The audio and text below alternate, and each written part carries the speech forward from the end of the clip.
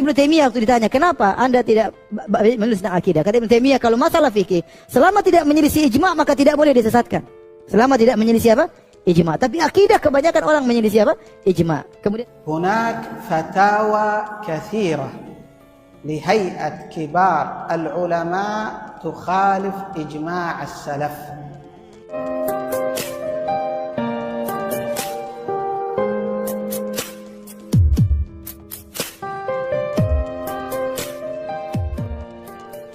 Assalamualaikum warahmatullahi wabarakatuh. Sebagaimana yang kita dengar bahwa Ustadz Firanda mengatakan siapapun yang menyalahi ijma' maka orang tersebut telah tersesat. Kalau ada pendapat yang menyalahi ijma' maka pendapat tersebut adalah pendapat yang tersesat. Arti ijma' di sini adalah kesepakatan para ulama. Ternyata menurut penuturan salah satu syekh yang ada di Arab Saudi, yaitu murid dari Syekh Ibnu Utsaimin Al-Wahabi, beliau menuturkan banyak fatwa-fatwa syekh senior Wahabi yang ternyata menyalahi ijma' ulama salaf. Banyak fatwa ulama Wahabi yang ada di Arab Saudi ternyata bertentangan dengan ijma' atau kesepakatan dari ulama salaf. Dengan demikian berarti banyak fatwa syekh senior Wahabi yang sesat karena bertentangan dengan ijma' ulama salaf. Syekh yang membongkar kesesatan fatwa ulama senior Wahabi adalah Syekh Khalid Bahmid. Ini juga salah satu syekh yang ada di Arab Saudi. Beliau bercerita bahwa suatu ketika beliau ini bilang ke temannya yang sama-sama belajar kepada Syekh Utsaimin Al-Wahabi bahwa banyak fatwa ulama senior salafi yang menyalahi ijma' ulama salaf, yang menyalahi kesepakatan ulama salaf. Namun temannya tersebut itu tidak begitu percaya dan menganggap bahwa apa yang disampaikan oleh Syekh Khalid Bahmid ini suatu yang aneh. Maka kemudian temannya ini mendatangi salah satu Syekh Wahabi yang ada di Saudi, yaitu Syekh bin Baz. Kemudian Syekh bin Baz mengatakan, jangan tergesa-gesa, pelajari kitab Imam Ibnu Mundir, Imam At-Tahawi, dan Imam Ibnu Jarir, atau kitab-kitab yang dikarang oleh ulama yang diperuntukkan membahas tentang ijma' ulama salaf. Kemudian setelah dari Syekh bin Baz, teman Syekh Khalid Bahmid ini kemudian mendatangi Syekh Khalid dan mengatakan apa yang sudah disampaikan oleh Syekh bin Baz. Maka kemudian Syekh Khalid Bahmid berkata dan menegaskan, aku sudah mempelajari kitab-kitab tersebut, tetapi Syekh yang oleh ente itu dijadikan sebagai tempat bertanya itu belum membaca kitab-kitab tersebut. Syekh Khalid Bahmid kemudian mengatakan bahwa Ahlus Sunnah wal Jamaah itu terpecah-pecah. Perkiraan saya yang dimaksud Ahlus Sunnah wal Jamaah di sini adalah syekh-syekh Wahabi yang ada di Arab Saudi, karena mereka juga mengaku sebagai Ahlus Sunnah. Kenapa Ahlus Sunnah wal Jamaah ini terpecah-pecah? Menurut Syekh Khalid Bahmid, di antara penyebabnya adalah karena menyalahi ulama salaf, bertentangan dengan ijma' atau kesepakatan ulama salaf. Makanya kemudian Ahlus Sunnah ini terpecah-pecah. Kok bisa para syekh Wahabi ini sampai bertentangan dengan kesepakatan ulama salaf? Maka di sini dijelaskan bahwa Syekh Wahabi itu tumbuh di lingkungan madhab Imam Hambali. Jadi mereka sedikit banyak belajar tentang madhab Imam Hambali. Tetapi kemudian mereka terpengaruh oleh faham al-Dhahiriyah, yaitu faham yang ketika memahami Islam, memahami Al-Quran, memahami hadis, itu berpatokan atau yang menjadi titik fokus utama adalah dhahir dari teks, dhahir dari hadis, dhahir dari Al-Quranul Karim. Makanya disebut dengan al-Dhahiriyah. Faham al-Dhahiriyah ini ketika memahami hadis atau memahami Al-Quran itu tidak memedulikan yang namanya konteks atau misalnya asbabul wurud, sebab-sebab adanya hadis tersebut atau sebab-sebab turunnya ayat tersebut. Yang penting dohirnya menunjukkan A, secara bahasa menunjukkan A, secara bahasa menunjukkan B, berarti hukumnya A, berarti hukumnya B.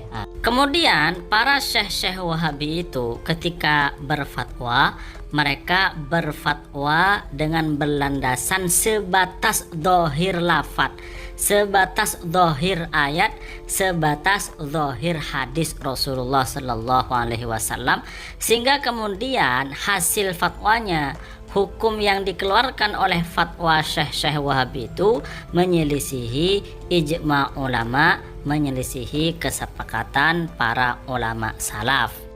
Di antara contoh bahwa syekh-syekh Wahabi itu ternyata menyalahi kesepakatan ulama salaf, menurut Syekh Khalid Bahmid adalah seperti tentang hukum darah manusia.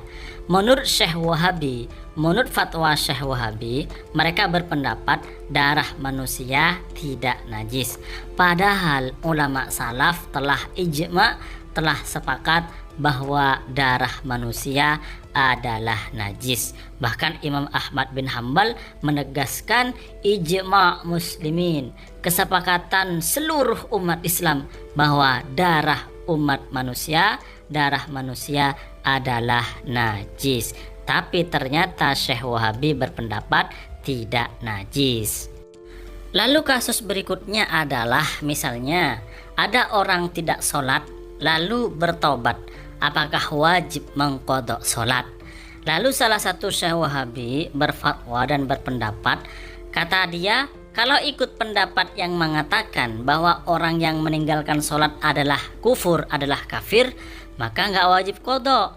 Tetapi kalau ikut pendapat yang mengatakan bahwa orang yang tidak sholat itu tetap muslim, maka wajib qadha, kata salah satu syekh Wahabi ini.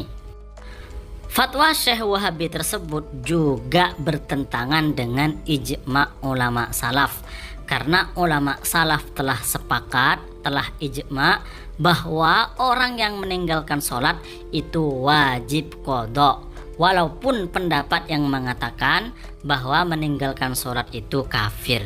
Itu ketika misalnya bertaubat, maka wajib mengqadai atau mengganti sholat yang telah dilakukan.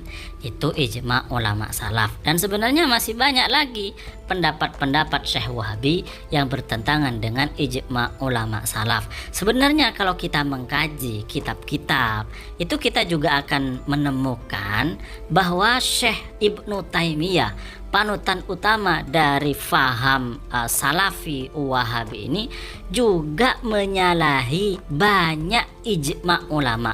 Bahkan dikatakan menyalahi sekitar 60 ijma ulama. Syekh Ibnu Taimiyah saja sudah menyalahi sekitar 60 ijma, apalagi syekh-syekh Wahabi yang mengaku salafi di masa sekarangan ini. Kalau ada orang atau sebuah kelompok atau sebuah faham yang mengaku sebagai ahlus sunnah wal jamaah atau mengaku sebagai salafi, tapi ternyata kok bertentangan dengan ijma ulama salaf, dengan kesepakatan ulama salaf, berarti orang tersebut, kelompok tersebut, faham tersebut adalah faham yang sesat, bukan ahlus sunnah wal jamaah lagi.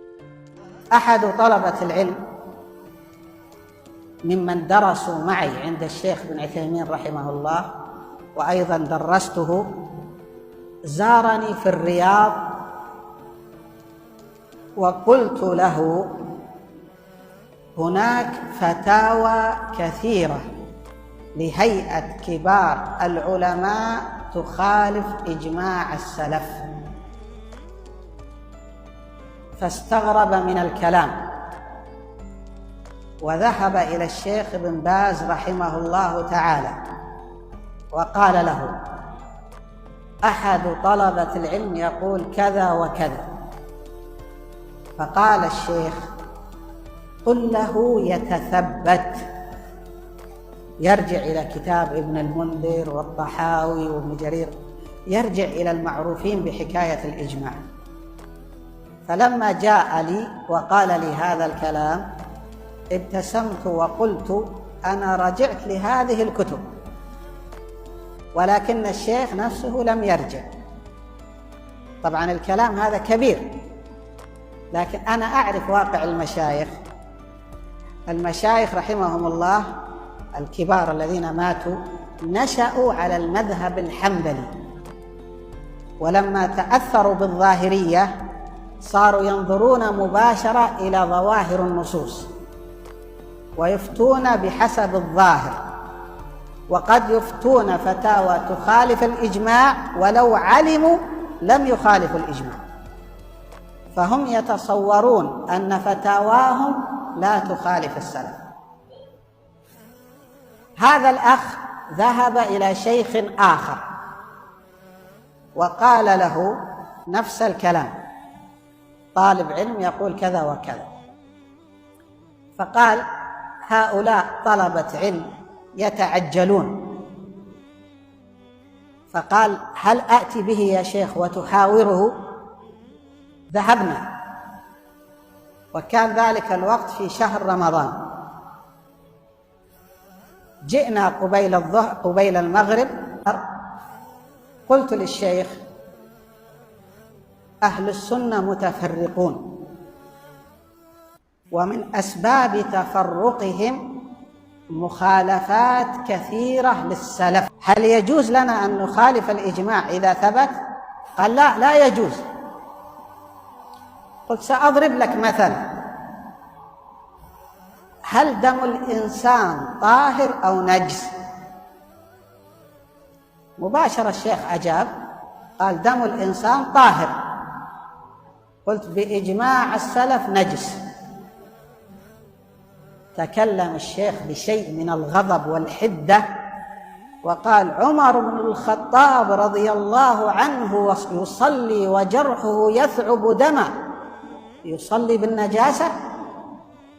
قلت هذه مسألة معروفة عند الفقهاء، إذا كان الشخص متلبسا بالنجاسة ووقت الصلاة سيخرج هل يصلي بالنجاسة أم لا؟ قال يعني للضرورة؟ قلت نعم. قال ابن عمر رضي الله عنهما يعصر بثرة في وجهه فيخرج دما فيحته بيده ثم يقوم إلى الصلاة من غير أن يغسل الدم، هل هذا للضرورة؟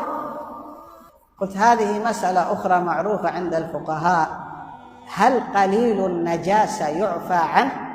وجمهور الفقهاء على أن قليل الدم يعفى عنه دون غيره من النجاسات. هدأ الشيخ، فقلت أتظن أن الدم طاهر بهذه البساطة والعلماء يحكون الإجماع، حتى أن الإمام أحمد قال بإجماع المسلمين، والظاهرية الذين من عادتهم يخالفون الإجماع لم يخالفوا في هذه المسألة، وأول من قال الدم طاهر هو الإمام الشوكاني، ثم قال به بعض مشايخنا مثل الشيخ الألباني والشيخ ابن عثيمين رحم الله الجميع. يعني كل الأمة قبل الشيخ الشوكاني على خطأ،